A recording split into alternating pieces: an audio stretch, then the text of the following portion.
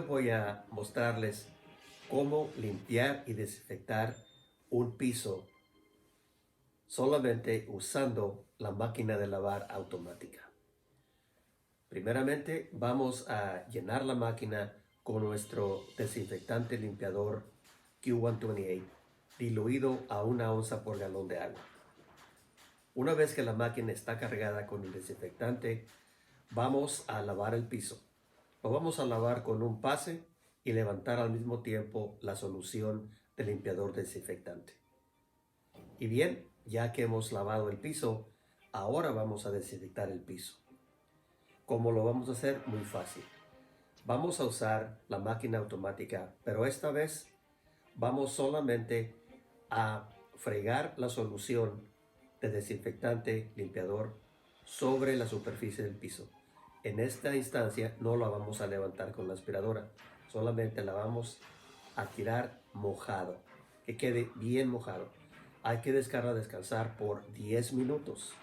10 minutos son necesarios para que este desinfectante pueda matar a los virus que pueden estar en la superficie.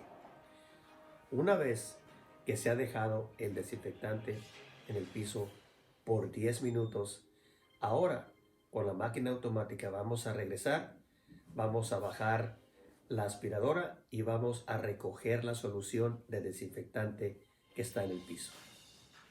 Y bien, ya hemos terminado. Ahora, para las áreas en donde no puede entrar la máquina automática, puede usar un mapeador o trapeador, cubeta. Primero hay que limpiar y después hay que desinfectar.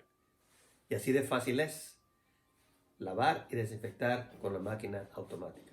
Primero hay que tener la solución diluida a 1 onza por galón de agua. Después hay que lavar el piso, un paso sencillo, y levantar la solución para así limpiar el piso.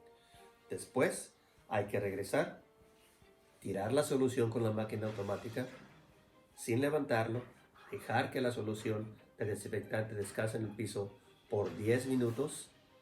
Una vez de 10 minutos, regresar, levantar la solución de desinfectante y ahora hemos terminado. Así de fácil es. Primero hay que limpiar y después hay que desinfectar. Muchas gracias por ver nuestros videos. Muchas gracias por usar nuestros productos. Muchas gracias por suscribirse. Si no te has suscrito, suscríbete hoy. Hazlo ahorita mismo para que no pierdas información como esta en este video. Los tiempos son difíciles. Cuídate. Hasta la próxima.